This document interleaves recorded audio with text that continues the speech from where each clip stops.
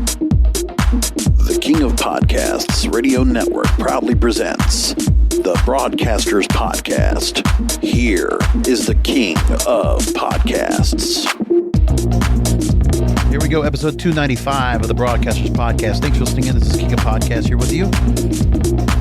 We're going to talk about talk shows again. Jimmy Fallon making some trouble with his own show, very much like James Corden or Ellen DeGeneres. But there's another way to go ahead and piss off people doing your talk shows. Doing it while breaking the picket lines. Basically scabbing, as is being said, because these shows rely on writers. The latest shows to go ahead and start making their way back. Drew Barrymore, who's resumed production. The Drew Barrymore Show. Bill Maher, and The Real Time with Bill Maher now coming back into production next week. The View already coming back on, even though they don't have writers for their show. And The Talk on CBS, which I believe they use writers, and now they're not there anymore to help out on the show. So there's that going on. Kind of figured some things were going to keep going on with this strike going as long as it is, as we are officially now 136 days into the writer strike and 63 days into the actor strike. It's a lot. 136 days for the Writers Guild, Screen Actors Guild, 63 days. People are starting to get restless. Now, we have learned that the talks are going to resume once again next week, so we'll learn more about that, and we'll be able to report that here on the program. As you know, I've been your source for the writer strike and the actor strike coverage since the day one, and going back to even the 2019, I've been doing it. So, you know, if you want somebody to go ahead and kind of keep you in touch on it, I will, and I'll keep talking about it. We talked about interim agreements, which have been kind of a little bit of a placeholder for some of the studios to keep some of their work continuing. And we'll still see some people going out to go ahead and speak or go to premieres. Jessica Chastain was on and being interviewed and expressing, you know, her support for the strike, among others. And, you know, some movies are still continuing to go on and things are still happening. Some new fall seasons are starting up right now with programming. NBC touting they have the most new programming to go and put out there. Streamers will have new content. They're doing what they can to try to avoid any kind of erosion of subscribers, which I saw some notes about. They're all losing between 10 and 20%, or even 30% in some cases. They're losing their subscriberships. It's a lot. When there's not a lot of new content available, and some of that new content's not that good, then yeah, that's going to hurt. Especially with a lot of programs and a lot of projects being pushed back or not coming back at all. Now, I could have talked about the MTV Video Music Awards. Normally in this program, I would have done that, or when I had one of my podcasting series. Well, believe it or not, I actually did an episode on it on my The Depraved and Debaucherous series, of all places. And I had my comments I put there because I thought it just fit better. You know, when it comes to demons and it comes to drunkenness and it comes to, drunk Taylor Swift and, the fight backstage between Megan Thee Stallion and NSYNC and all this stuff. Like, there's a lot to be said. I thought that the depravity and debauchery was enough for me to go ahead and present that portion of my commentary on that program. So that's what I did for Depraved and Debaucherous this week. Looking for the episode right now. kingofpodcasts.com. If you go to the front page, you'll see it's the latest episode of D&D. Go look that up, listen to it, and please subscribe, share. If you're watching it on the YouTube, at King of Podcasts, would love for you to do that too. Now, Drew Barrymore was the first person to get really people upset about, well, we're just going to go ahead and keep the show going. Now, was it her decision? Was it something more about something going on with her producers and the studio saying, let's just go ahead? It could be. But also, other shows are coming back as well. Not just the daytime talk shows are also coming back in terms of Sherry Shepherd and Jennifer Hudson, also coming back September 18th. So the solidarity is not there for the talk shows. And it's interesting as some of the shows are also doing the same way. New episodes are also going out of The View, Tamron Hall, and Live with Kelly and Mark. Drew Barrymore's show was picketed by members of the Writers Guild on Monday after she explained her decision to resume production on her syndicated show in a statement over the weekend. So a statement was out there, and she says, quote, "To be clear, our talk show actually wrapped on April 20th, so we never had to shut down the show. However, I'm also making the choice to come back for the first time in the strike for our show that may have my name on it, but this is bigger than just me. The Drew Barrymore show, according to the CBS Media Ventures, who produces the show, says they will not be performing any writing work covered by the WGA strike. And a union representative told Variety that the show is produced under the Network Television Code, which is a separate contract, and it's not struck. It is permissible work, and Drew's role as host does not violate the current strike rules. Okay. But it still doesn't take away all the things that are going on right now and the backlash she's getting for the show. And of course, I went to Rolling Stone to go and talk about this again, where it's still the Writers Guild and the writers are definitely at odds with what she did and what she chose to do. So let's go to Rolling Stone once again.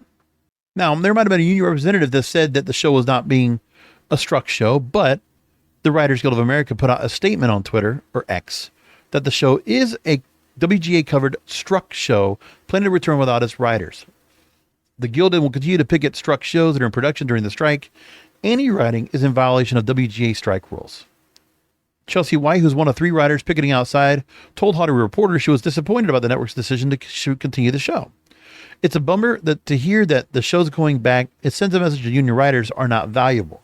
It goes directly against what the WGA, SAG-AFTRA, and the unions are trying to band together to stand up against the greedy studios. Now, Barrymore says she's technically allowed to film the daytime talk show because even though she's a SAG member herself, Guild contracts for talk shows were renewed last year. But the Drew Barrymore show employs members of the Writers Guild of America. So people aren't fully sold in the ethics of making the TV show sans those writers. Without the show's writers, producers, and other staffers are going to have to come in to put together the jokes, interview questions, and opening monologue, which means other people will be doing the writing work that other Guild members would typically do. Scaps. Critics online are saying Barrymore and others involved bringing the show back to television are scabbing.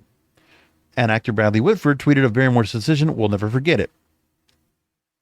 And Joshua Molina, his West Wing co-star, said it was utter horseshit. Now, she also says that I own this choice. Barrymore says in a statement on Instagram, "We're in compliance without discussing or promoting film and television that is struck of any kind. We launched live at a global pandemic. Our show was built for sensitive times and it's only functioned through what the real world is going through in real time. I want to be there to provide what writers do so well, which is a way to bring us together and help us make sense of the human experience. I hope for a resolve for everyone as soon as possible. We have navigated difficult times since we first came on air, so I take a step forward to start season 4 once again with an astute humility." Now, there was the other part that was being said that her show in a way is a news show because she does news segments on the show. So that her show doesn't necessarily being deemed as an entertainment show. See, the thing is, who's going to go on this show and be on there to promote a project or going to be on to doing whatever? Who's she going to have on as guests that are not actors? And who will she have on, to help with the materials that are not writers? It looks bad. And this is where all this is coming on, and it's just changing too much. It's bad. Now, Drew Barrymore's co-head writer says concerns over the talk show's return, it will prolong the strike. Christina Kinnan said she would love to see the show stay in solidarity with us, but it's too late. And it's not too late for them to do that. So she says it is frustrating because it will prolong the strike and maybe we just want it to end. But now there's word that maybe some other talk shows are coming back. And that's the problem. One show, Drew Barrymore's show, opened the door for everyone else to go and come on in. And Drew Barrymore thinks she's doing it for a good reason. No. There's no reason at all for Drew Barrymore to have to come back and start her new season of her new show. There's nothing pressing for her to go and do that makes a big sense of all of it. There's nothing wrong with her doing more. Now, if the producers or the syndicators are pushing back and they're, challenging the fact that, well, look, we need new episodes to run. We can't run reruns. We have advertisers depending on this show to run with new content because that was promised to us. I don't know if these shows are paying for this content or if it's just a barter, but there's something about if this show is going to be picked up, that's part of what's going on. Now, Drew Barrymore did show support for the strike. She dropped out of the hosting of the MTV Movie Awards in May. Now, her return, according to Kinnan, says it does make sense when considering the show's other staffers. Quote, I personally understand that everybody has to make the best decision for themselves. I know that the show has a crew of hundreds of people who need to be paid. I understand the perspective of wanting to protect your cast, your crew, and your staff. But the insistence that the show will uphold the strike because it is in compliance with not discussing and promoting film and TV is not a strike of any kind. The situation is differently because some of the writing on the show itself is performed by WGA members. There is much of a difference between writing for daytime and writing for other types of entertainment. I don't see how what I do is different from writing for a scripted show or for writing feature films, which is I also do. We're all trying to make a career out of writing, and the AMPTP is trying to slowly chip away at that. And they wouldn't have had anything without writers. Writers are the seed of all of creation. So there's that part. And speaking of award shows, there is backlash already going on with their show itself, because there were guests that were scheduled to go and appear on the Drew Barrymore show that have bailed out. And AV Club writes about this. Plus, an award show she was supposed to go ahead and be part of, the U.S. National Book Awards. They no longer want Drew Barrymore to serve as the host, according to the BBC News. So the uninvite was from Friday's event. It was announced by the National Book Foundation, one of the first concrete manifestations of the backlash. And the National Book Awards is an evening dedicated to the celebrating of power, literature, and incomparable contributions of writers to our culture, the NBF wrote in a statement. And given the announcement that the Drew Barrymore show will resume production, the NBF has rescinded their invitation to Ms. Barrymore to host the 74th Annual National Book Awards in New York. Now, stars like Matthew McConaughey, Samantha Bee, and Leslie Jones have all pulled out of appearances on the show in solidarity with the ongoing strikes. Well, first of all, what is it about them that's decided they should go ahead and be booked on the show anyway? Let me ask that question. Which managers thought it was a good idea to say, hey, okay, Matt, Sam, Leslie, oh yeah, you're all actors. You're all under SAG-AFTRA, right? Which I'm pretty sure they all are. Oh, we want you to go on Drew Barrymore. Oh, it's okay. They're not getting in trouble for that. The show's not struck. Yes, it is. More or less. Maybe not technically struck, but it is. And the thing is, right for them, for these actors, to get out of there and to not be on this program. But they shouldn't have gotten booked in the first place. So I'm wondering what management decided that was a good idea to go and do that, because then they have to go ahead and save face when they didn't have to be put on there at all. That doesn't look right. Now, McConaughey still appeared on The View. I'm not sure what that was all about and why. But maybe he wasn't promoting anything in particular about any movies or any projects. I'm still not sure what it was. I never really actually paid attention to what he did. I just know he did some stuff with Joy Behar rubbing her feet, and they got in trouble over some gun control conversation, whatever it was. That's all I know about what was going on. But I'm not going to go take myself out of my way to go watch the clip. I'm not doing that. So while the filming of the daytime talk show was going on earlier this week, the Writers Guild, including appearances by the show's own writers, including co-head writer Chelsea White, giving a statement that when, quote, any production is covered under WGA comes back during a strike, it undermines our whole effort to come to a fair contract with the AMPTP. Yep. And there's more to be talked about this. Let's go into what is a longer form story that's coming from Forbes. Connor Murray writes about the talk shows are returning, but are they breaking strike rules? So they get the clarification.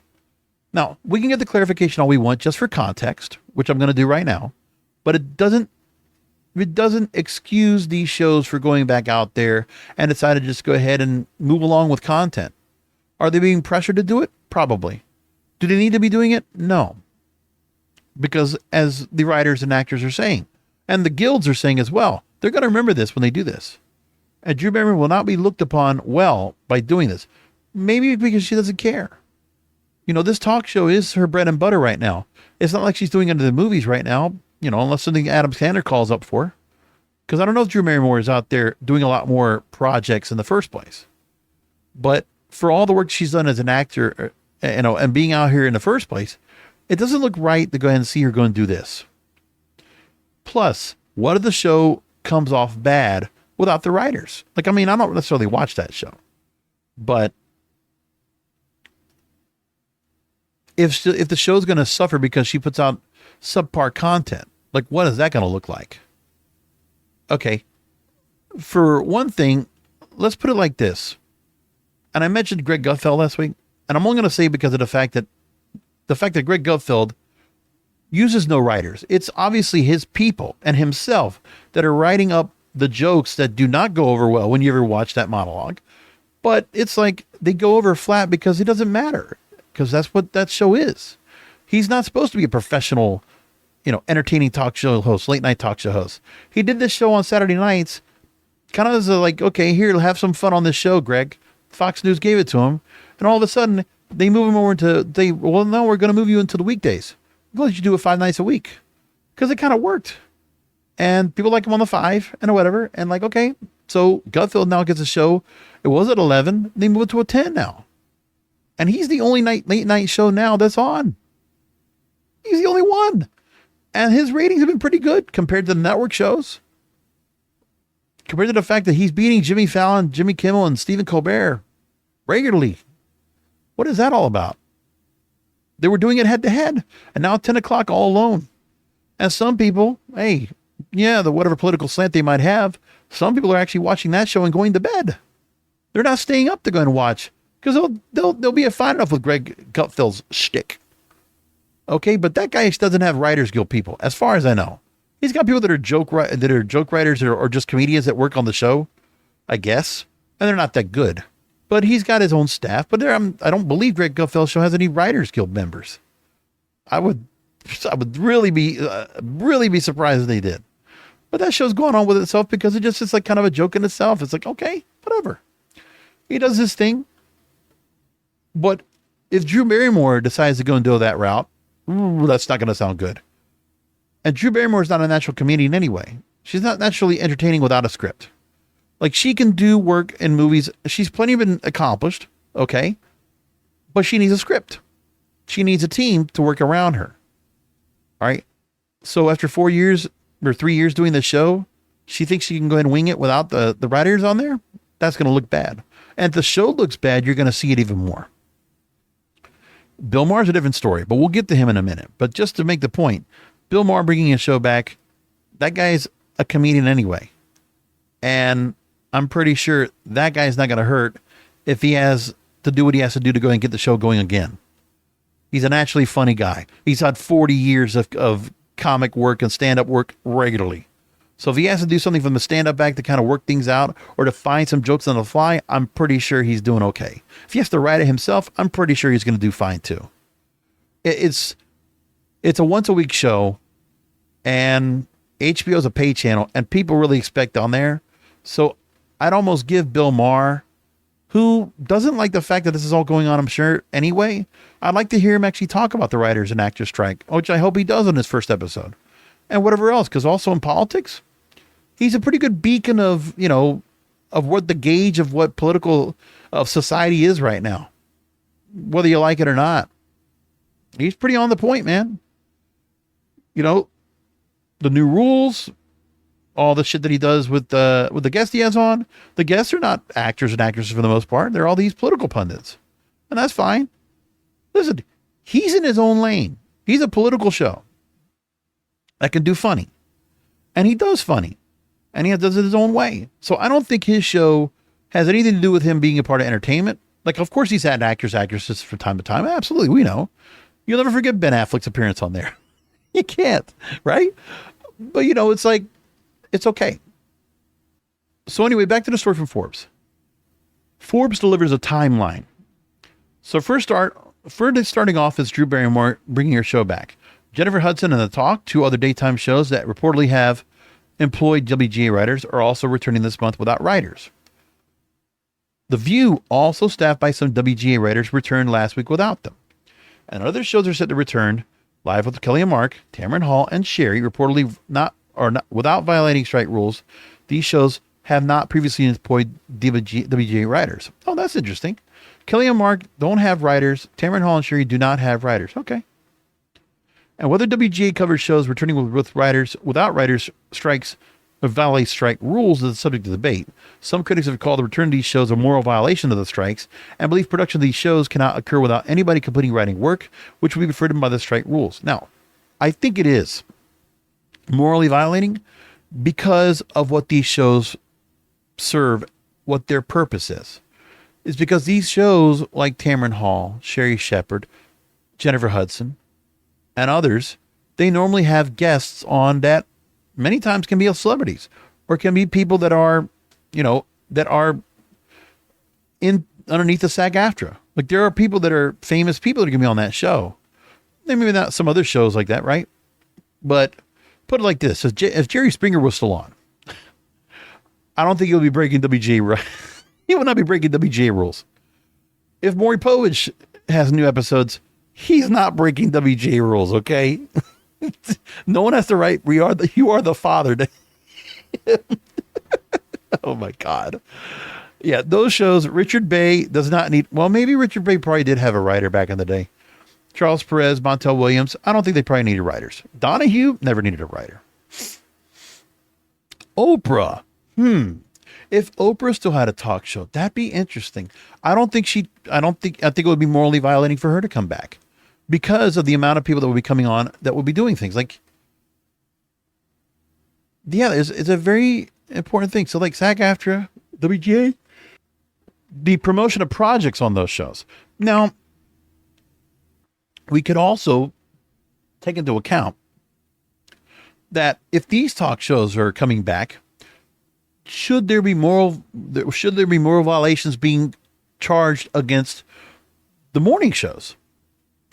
Okay, what if we talk about Good Morning America, Today's Show, CBS This Morning, and then the shows Good Morning America does in the afternoon or whatever, or Today's Show with what Jenna and Hoda Kotb or whatever, right? We could say those shows as well. We could, but these shows in particular to talk about here, yeah. Now, let's go ahead and get back into this. All right. For returning talk shows, guests are forbidden by strike rules to promote film or TV projects. Now, Jake Gyllenhaal appeared on Life with Kelly and Mark, but he was only there to promote his children's book. Okay, separate project. Barrymore and The View host Whoopi Goldberg are both members of SAG-AFTRA. Their appearances on their talk shows would not violate the SAG-AFTRA strike, as their shows operate under the network television code, a separate contract. Okay. Right, and they're understood there. And for the most part, they're not necessarily in projects right now appearing on, and doing any particular acting roles. As far as I see right now, I don't know if Whoopi and Drew Barrymore have any projects in play that were in before the strike came in. Former WGA board member David Slack says a huge amount of writing work goes into every episode for talk shows. And by returning to the air, Drew Barrymore is 100% ensuring that someone, either herself, one of her non-writing producers, or all of the above, will be doing the writing work that WGA writers normally do. Now, going back in the history, the last writer's strike lasted from 2007 to 2008. It was 100 days. It created the same problem for talk show hosts, some of who continued production and faced similar criticism to Barrymore. For instance, at that time, Ellen DeGeneres continued production on her daytime talk show amid the strike, stating she felt caught in the middle because she was both a member of the Writers and Actors Guilds. Her representative says she was not violating strike rules because she was ad-libbing her monologues. And the WGA's New York wing at that time slammed DeGeneres for continuing her show. Well, again, we already know the history behind her. It doesn't matter if she breaks the rules and decides to do things that are going to make people get pissed. She did it for years. And that was at the beginning of her show. Or early on, anyway. The Writers Guild's New York wing slammed DeGeneres for continuing her show, accusing her of performing struck work, stating she and her show were not welcome in New York. And at that time, AFTRA, the American Federation of TV and Radio Artists, which had not merged with the Screen Actors Guild by then, supported DeGeneres, saying she was contractually obligated to continue hosting her show. And several months into the strike, hosts of Late Night, Jay Leno and Conan O'Brien, resumed production, prompting a warning for the WGA that no writing duties were to be performed. And though many daytime talk shows are making efforts to return, late night shows remain off the air. So Stephen Colbert, Jimmy Fallon, Jimmy Kimmel, Seth Meyers, John Oliver launched a podcast, Strike Force 5, and they're donating proceeds to support their staff members who remain out of work. And they're continuing, respectively, to stay off the air. So listen, for them to do this podcast, it's kind of corny, but hey, good on them for what they're doing. Listen, the show's not good. Just saying, if they're not with their writers, they're not going to do that well. But I will say this, I respect the fact they're doing their show, and I definitely respect that they're doing the donations for proceeds. I actually support that part. That's very cool of them. And so that's the whole story right there with these talk shows going on. Let's move along to the next person that is now being a subject for attack, Bill Maher. There's a lot going on with that. So Bill Maher wrote on X and says that Quote, the writers have important issues that I sympathize with and hope they are addressed to their satisfaction, but they are not the only people with issues, problems, and concerns. End quote. So, Real Time with Bill Maher returns September 22nd on HBO. WGA makes a point to say about Bill Maher is that on X they wrote, as a WGA member, the group added, Maher can't perform any writing services. So that's another thing I didn't know. That's another wrinkle, that Bill Maher is actually a member of the Writers Guild. Maher said the show's staff would not put together a monologue, a desk piece, his popular segment, New Rules, or an editorial, all of which rely on writers who would be breaking the strike to produce content for those segments. He also said, as one of the show's writers, he will not do any writing. So he's going to feature off-the-cuff conversations while acknowledging the arrangement will not be, quote, be as good as our normal show, full stop, end quote. So he's actually formatting the show to be more of conversations than him doing the other segments and doing the full stop hour-long show that he normally does. I don't think it hurts the show at all. He's doing something where all those segments are strong. And of course, people come there for the bulk of the conversation, which is the off-the-cuff conversations, which is the panel discussion or the one-on-one interview. So if he continues to do that part, he can fill an hour easily. He already does overtime, so it's not a problem for him to go and do that either, which I think he can get away with, and I think he's doing the right thing by it. So I think if he does that, that works out. But for whatever reason, Keith Olbermann decided to go and call him a scab. Or something much worse. We're not going to talk about what Keith Olbermann says, but for whatever reason, he got some press because of what he said. Now, Bill Maher has faced backlash over comments concerning the strike after he said some of the demands were likely to succeed. Quote, they kind of believe that they're owed a living as a writer, and you're not, end quote. He said it on his Club Random podcast, adding that there should be an acceptable middle ground between what the strikers seek and what the studios are proposing. The way he says it, oh my God. Quote, you're either for the strike or you're with Trump. There's only two camps. It is, and the way he's saying that, the interpretation of that is like, listen, it's either like the strike is one way or it's the other, and it's like there's just polarization. There's no middle ground that can be found. Which, at this point, we're at the breaking point. So the strikes continue until October. Studios will probably not have new content for the fall for the first time in TV history, and that the network seasons are done. That they're going to have to find other things to put on, and streaming is going to be hurting. Movies are going to be hurting, like the distribution of movies, and new content is going to be slowed down because projects are either on hold or canceled, or they're going to have to wait to get started. But I get where Bill Maher's coming from. I can totally justify everything he's going to do. If he's going to bring the show out there and do what he's going to do, listen, as he says, the writers do have their things. Now, part of it is he's not wrong with the fact that, yeah, man, they kind of believe that you're owed a living as a writer, and you're not. Well, I'm going to say like this. The writers that do get the chance to work on projects, they do. But it's like what's going on right now is that there were chances for the writers to get more, and the union should have gotten more for them. Right? I'm going to put this on the union because they should have done more for them and not take the bare minimum cycle after cycle after cycle every 4 years. There were chances to go ahead and address these issues before, but of course the studios were not going to play ball and not let this go all the way through. But as I said from the beginning, the writers and actors being in solidarity, and the fact they almost all of them were in solidarity to go ahead and make the strike vote happen, is the right time to do it. Because right now, this is a breaking point for their industry. Their demands are all valid. And I would really wish that the Writers Guild and the Screen Actors Guild, SAG-AFTRA, they all get their demands met. The studios need to go ahead and pay out. And they need to go and give the assurances that the AI issues that are going to be put in front of them, that the names, image, likenesses of all these actors that are going to be put out there, they're not going to get repurposed. They're going to be reused or repurposed or repopulated with other projects that they're not a part of, where they're not the human component being there on site, in person, delivering the lines, or being part of the project. Like, they can't just be uninvolved and be used for the name, age, and likeness of perpetuity because of AI. That shouldn't happen like that. No way. No way. Now, I mean, AI is going to have a purpose for some things. Okay? Let me tell you like this. What would you think about the fact that if AI needed to redub something that was done wrong, and that they were able to go and get it redubbed without, and make sure to compensate the actor for the redub, for using their likeness? I think that would be fair, wouldn't it? When it comes to what the streamers are getting and what they're not giving back for the shows and royalties, Jesse Paul, right, of Breaking Bad fame, yeah, he's not getting anything right now for residuals that he's getting from Netflix. Only for what AMC is getting for Breaking Bad. So what is that all about? The Netflixes of the world, the Amazon Primes. Listen, I know you don't want to, you're going to go ahead and, if you have to pay this money, you're not going to pay it yourselves. You're going to lay it on the subscribers.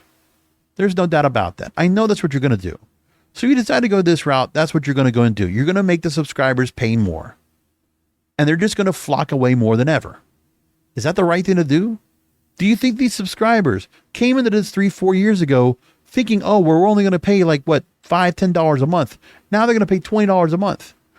Do you think any of these consumers are going to care about the strike and the reason that this strike happened in the first place? They're going to blame it on you, the studios, the APTP. They're going to be willing to do that. And that's the biggest problem here. But the studios don't get it through their heads. You don't get to go and have, your cake and eat it like you have been anymore. It doesn't happen that way. It's time to pony up. Netflix, Amazon, Apple Plus, Paramount Plus, all of you, Hulu, you're going to have to start paying your share based on not just subscribers, but viewership, actual Nielsen rated viewership, because it's right. If you continue to repurpose the content, especially when it's on-demand content, then for people to go and view that content that are paying for it, then a cut needs to go back to the talent and the people that created the programs or these movies or these TV shows or whatever it is. It's just the way it is. Scripted, acted. That needs to be paid for. The writers need to get the writers' room set up. I don't know if that's going to actually happen. The writers' rooms, I don't know if we're going to get the mini writer rooms that are going to be handled. That might be an issue that might not be able to make it through negotiation. That's one of the things I think is going to be not a selling point that can happen. But at this point, the pressure is on. And, these talk shows all coming back as a collective. Now, I'm not going to point out certain people. I'll tell you this. I will support Bill Maher coming back with his show. I do. In a sense, I think Kelly and Mark coming back to do their show live. Yeah, they could probably do that. I don't have any issues with the viewer or the talk come back. Not necessarily, because they're all current event talk shows, right? I think they serve a purpose. But all these other ones, they could still hold off. Okay, they could still hold off. You want to bring back Price is Right? Let's make a deal. You want to bring back, how about some game shows? You can bring some of those back. There's some other shows you can bring back that you haven't used before. You can always bring those out. I don't know. There's just other things you could be doing. That's just my point. And by the way, while Bill Maher does use X to get his word out there, Elon Musk could not help himself but say, hey, maybe we're worth posting some material on this platform. The reach is enormous. That is funny. Wow. I also got to make this point across because it just keeps popping up every time I look at stories from Deadline. Drea Di Matteo, the former girlfriend of Christopher Moltisanti, Adriana, right? Best known on The Sopranos. The 51-year-old actress has now joined OnlyFans. Oh boy. So now you can see her in the buff. She goes along the line of Denise Richards, Cardi B, Bella Thorne, Tyga, and Chris Brown, who have all embraced the platform at one time or another. And she launched her profile with a photo with her completely nude, save for a pair of animal print boots, smoking a cigarette while sitting on a bed. So there you go. She has a live OnlyFans. Love it. There we go. So that's what you do if you're not getting the work. Now, Vanity Fair also comes back and talks about Bill Maher. But you know what? Vanity Fair actually didn't say more than I thought, so I'm going to just leave that out there. And I want to see if there's anything else from Bill Maher that I want to go and talk about when it comes to the writer's strike. Everybody has pretty much the same stuff that we're saying about it. So I had all these shows, all these links put up just to see if there's anything else to add about it, but I guess they're not going to say. Now, one of the other things that's been brought up in here that's also interesting is what the actors and writers have been doing lately. On Wednesday, they did show a massive show of unity on the streets of Los Angeles and Hollywood. And so, as we talked about before, talks between the WGA and the group representing major studios and streaming services have broken down, with each side claiming the balls into the other's court. Studios are trying to ink a new 3-year contract with writers before negotiating with the actors. And thousands of people piled up at least 2 blocks outside the Paramount Pictures lot, in a demonstration of resolve at a moment when union members fear the studios are trying to divide them. Same time, the long-running job action is creating increasing economic difficulties for some writers and actors and support staffs that work with them. It was something I just read about the LA County, or I guess California is not allowing unemployment, or not going to give up unemployment for actors and writers. That they're going to deny that now. Fran Drescher spoke to the crowds, quote, "History's in the making right now. Do not give up, because this is the moment that is going to change the future. They have to do a major pivot. This is their opportunity to grow as human beings." The APTP, Alliance of Motion Picture and Television Studios, or Producers, which represents the major studios and streaming services, said, quote, "Every member company of the APTP wants a fair deal for writers and actors and an end to the strikes, which are affecting not only our writers and actor colleagues, but also thousands of others across the community." To reiterate what they're asking for, Washington Post puts it very succinctly. Writers are seeking higher wages overall, a greater share of residuals, especially from streaming content, and assurances about the number of writers hired per show. The last issue has turned into a major sticking point, which is what I said. I don't know if they're going to get that in negotiations. That might be one of the things and demands that they might not get. Actors are seeking higher pay. Both groups want strong language in their contracts to ensure they will not be replaced or cannibalized by AI. Actors and writers say that Hollywood has become increasingly beholden to Wall Street, with short-term earnings reports driving decision-making more than the long-term health of the industry. Yet there's little dispute that the strike, which has lasted longer than some expected, are hurting studios as well as actors and writers and others in the industry. If the strike doesn't end by October, studios probably will end up without new content for their fall seasons, a first in TV history. Yet both sides seem unwilling to give on some fundamental issues. Wednesday's rally featured remarks from leaders of both unions and other officials, as well as a few actors, including longtime actress Jean Smart. She told the crowd, quote, "This strike is going to be remembered for a very, very long time. The traditional TV season is being affected among the most. They're upended by streaming services, which are increasingly airing shows with fewer episodes that take fewer people to write and act in. Actors and writers say that unless some new rules are established, it will become impossible for many writers and actors, except for the stars at the very top, to make a decent living in Hollywood." Now, one of the areas that's very important that I thought was really telling was last week. I didn't get a chance to read about this because it did not come out until after I did the recording. An op-ed. Tomas Mier in Rolling Stone. This is a call to what was going on after the Writers Guild had their issues with the Association of Talent Agents, and how the ATA basically broke up, and all the individual agencies and all the individual studios had to go ahead and represent themselves to make individual deals with the Writers Guild. So now the studios, according to this story, should break from the broken AMPTP model to negotiate. The Writers Guild is trying to repeat what they did in 2019. Remember what I said about that?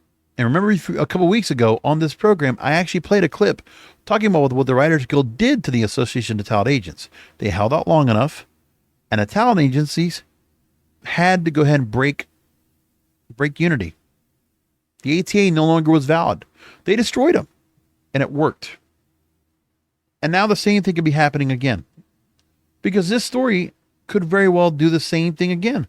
Now, this might be a threat by the WGA, but it's not a bad threat.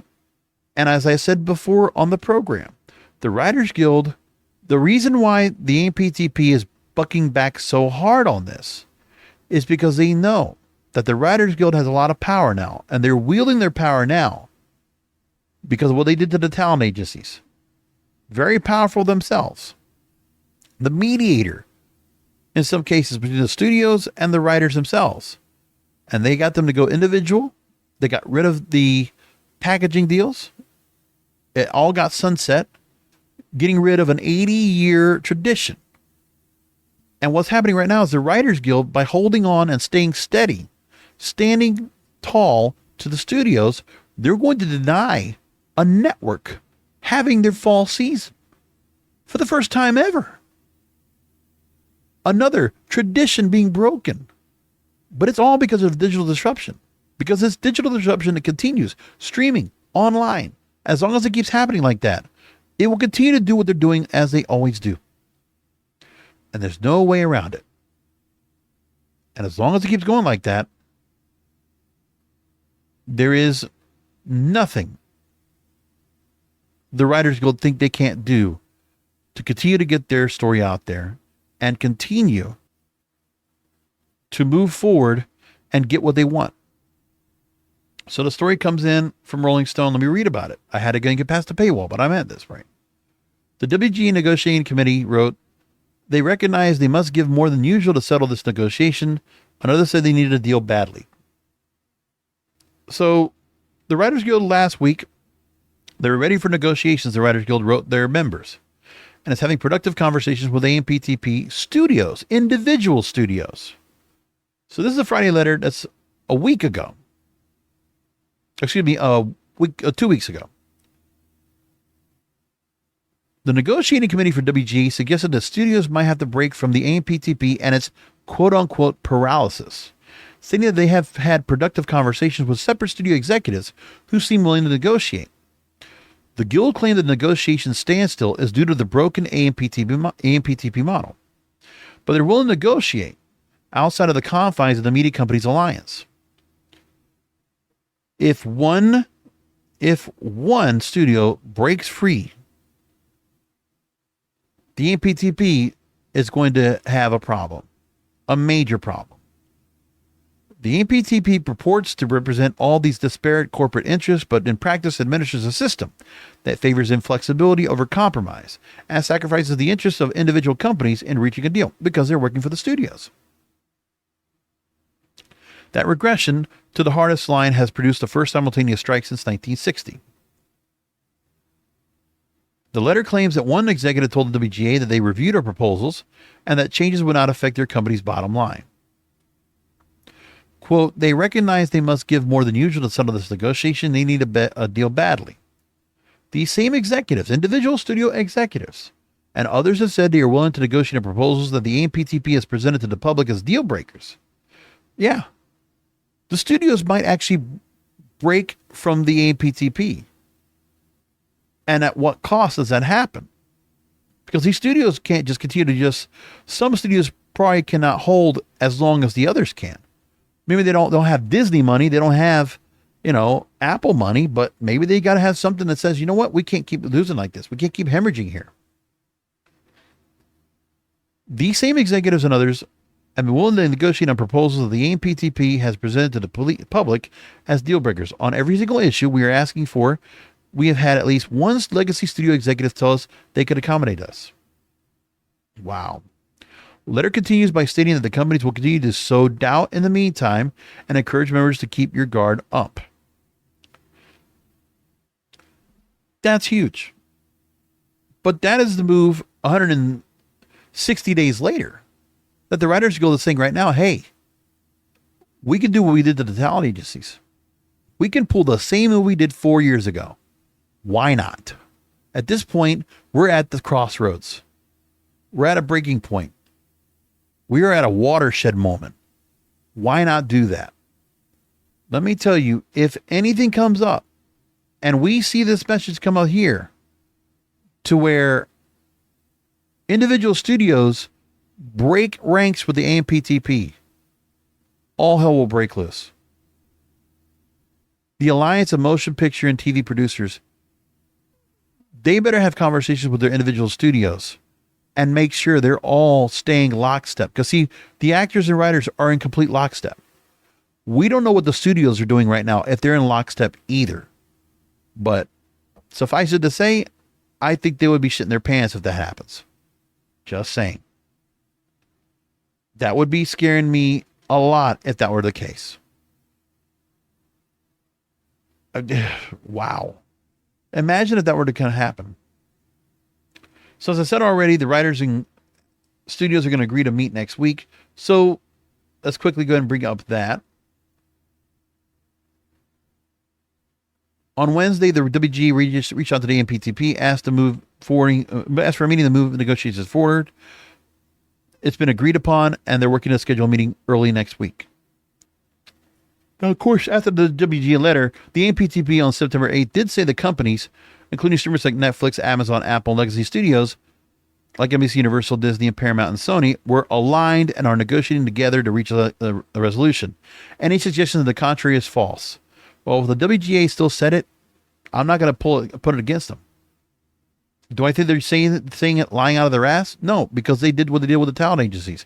They already have proven that they could do that. So be careful. As Cardi B would say, be careful with me. You know. Now, there are some other things going on within the music industry that TikTok is doing right now. A lot of things going on also with royalties. I'm going to table all that for next week because I think it'll be really important to bring up then. I just don't think I'm going to have the time to do it and talk about it now. So I'm going to just hold off on that in the meantime. We'll just do it like that. So there are some stories in the radio I want to go and talk about before we wrap things up. I thought would be important. One thing I got to talk about with television. Cancellation rates and trends, A special report done by Variety. They talk about the fact that now, while it's easier than ever for act shows to find new homes on another platform or be resurrected by popular demand, the promise of the streaming era as a new age of creative freedom and permanent availability has given way to yanking shows from platforms, revoking second season orders, in one case, dubbing a completed freshman series before it even airs. So Netflix has seen its public image shift from a renegade TV resurrector to an axe-wielding slasher, ready to cancel viewers' favorite shows at the drop of a hat. And actually, it happens every week now. But does Netflix or any one streamer really cancel shows more often than the rest? So there's a new special report from Luminate and Variety, intelligence platform called The Show Must Go Off. And they asked the question, how do streamers compare to the broadcast and cable networks? Are TV shows being canceled faster than ever? And how are slates changing as we're at the close of the peak TV era? So they go through the report, and they say that Netflix's reputation as a show killer is largely undeserved, with a streamer falling squarely in the middle of the pack when cancellation rates are viewed proportionally. Instead, Warner Brothers Discovery's surges ahead of the other services, largely as a consequence of the streaming catalog purge last year. The whole thing with Max, remember?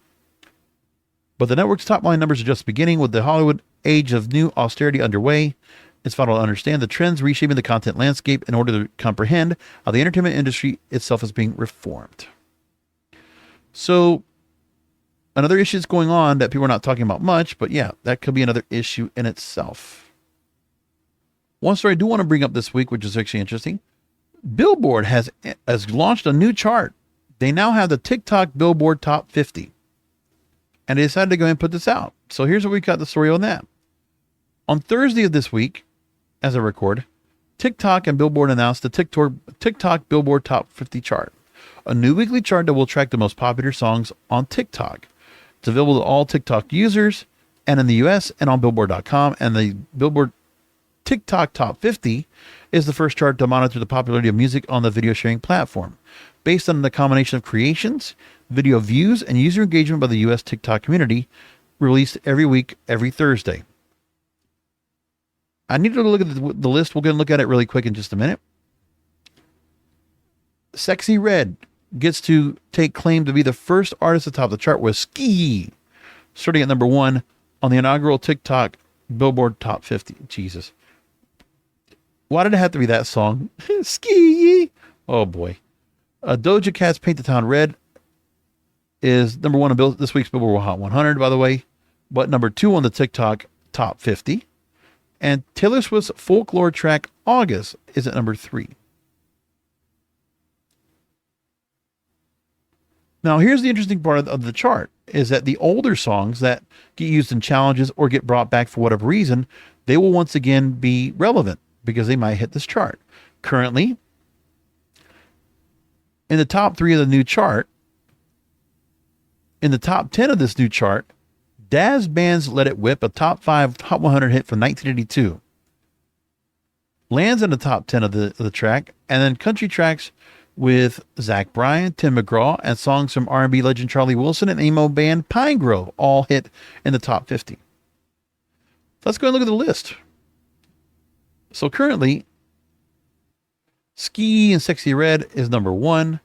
Paint the Town Red, number 2. Go, Greg Sipes, Scott Menville, Kari Payton, Tara Strong, and Hinda Walsh, I don't know that song, is number 4. Ice Spice and Deli, 6.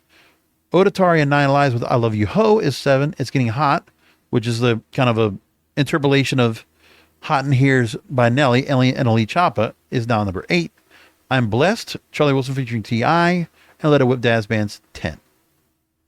Yeah, fun.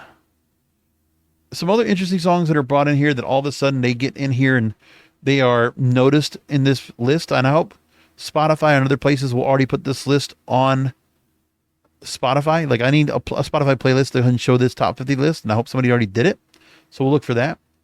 So the reason why TikTok's top 50 would be significant is you'll look at what songs are on here and are like, okay, all of a sudden they're on this chart. These songs, why are they on here? Marvin's Room by Drake is on here. It's a couple of years old. Let's see here. Some of these songs that have, that are definitely you would never find on another chart on Billboard. Gorgeous, T Grizzly, City Girls, and Skilla Baby. A bunch of songs of Taylor Swift with Bejeweled and Cardigan. And so many other songs that I've never heard of before, which will be interesting because I might just actually need to go ahead and get in here and see what there is. I want to finish with one more story on a radio that Sean Ross decided to write about.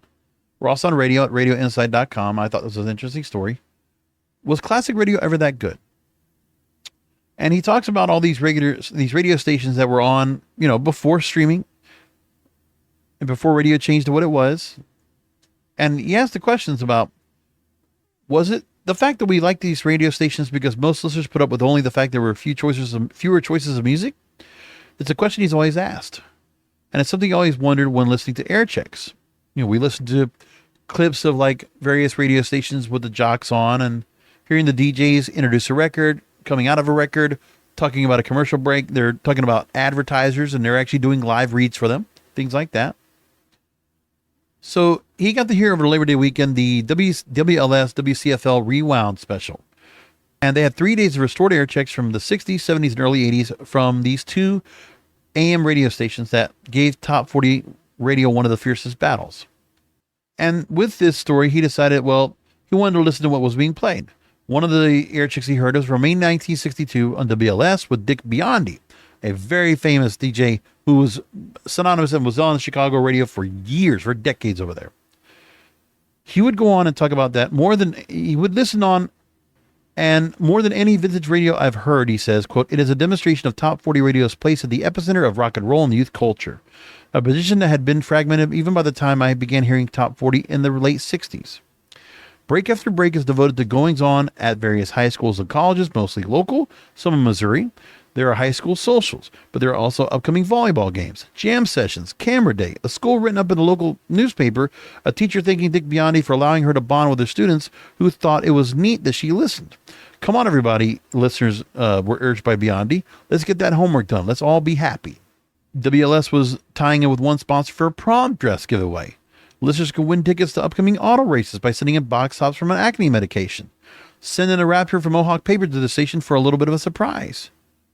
Students at New Trier High had sent Biondi 2 cigars to commemorate the anniversary, his second year anniversary at WLS. The audience was engaged. Think about if they did stuff like that on the radio now. They had to give giveaways, and they had that kind of camaraderie with the audience. The listeners had a reason to go and listen in. And then he talks about John LaRecords Landecker in 1975 on WLS. An air check he hears from him. And he says that when he hears them, he says something about, I've got a great dirty line that I can't say. Sometimes floored. There's a line that I can't really recreate about sounds emanating from the land in the sky. He talks about, Sean Ross talks about that there was an influence that John Rickers Landecker had on two up-and-coming DJs, David Letterman and Rush Limbaugh. He's not addressing teens overtly as Dick Biondi did, but he still comes off as a subversive older brother. One of the things became curious listening to both jocks is they were probably the first person in many listeners' lives to talk to them as adults, that they may hold for whomever the DJ of your formative years may have been. And that's what it was. People really related to the people that they listened to. I think about the people I got to listen to when I was growing up. You know, and I'm thinking about in the 90s, I would find my way to go and listen to Bubba Love Sponge or Tom Steele or just Power Pig in general in Tampa, because what an amazing station when I had a chance to listen to them. And while 100, we had the Jammer, we had, you know, Sonny Fox and Footy. We had, you know, all these other shows we had on. Power 96, we had Bo the Party Animal, Cox on the Radio, Kid Curry, Muhammad Reda, and the whole Power 96 DJ team, Phil Money Jones, Ballistic Billy, all these great DJs and stuff. The Babalu Bad Boys I could put in there. I could put in Chio the Hitman. God, those are some days. It was all fun. So much fun. Tanner in the Morning. I could put all those people in there. You just related to them. You had fun with them listening to them on a regular basis. And that's part of the things they talk about on this. So he makes the point, says that classic radio isn't diminished by whatever the context of the times might have added to it. It was meant to be of the moment. It isn't whether today's civilian listeners would appreciate Big Ron O'Brien on WCFL 1975, which, by the way, if you ever listened to that, Ron O'Brien was excellent. And that guy was a journeyman. He worked everywhere. And he was really good. Really good to fit in the format wherever he was. He was just that good. As whether current programmers can take something from it. But I'm encouraged when I hear that new radio students still react to classic air checks. And I have, in fact, developed an appreciation over the years for some radio that I had initially dismissed as maybe you had to be there. Classic radio isn't diminished by the listeners who sat through it only for the music, only by our decision as an industry to cater to those exact people for the last 15 or so years, even as their choices proliferated. The not so significant number who remained don't hear WLS versus WCVL, but for today. We don't know how compelling the WLS WCFL model, two competing radio stations going against each other in the 60s and 70s, unless we are somehow able to offer it again. But be very clear, what I want to be able to listen to over this weekend is new radio with classic values, not just air checks. Absolutely right. Sean Ross making a great point to close out this Broadcasters podcast for tonight. Love it. Love it. That's it. Thank you for listening in.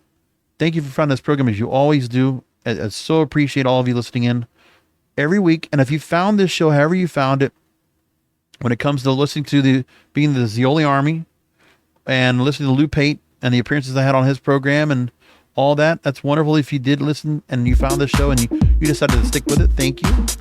All of my content is available. kingofpodcasts.com. Kingofpodcasts with an S.com. Find all the programming right there. Plus, all my social media is all in that one place. And make sure to subscribe on Spotify, Google Podcasts, Apple, and Amazon.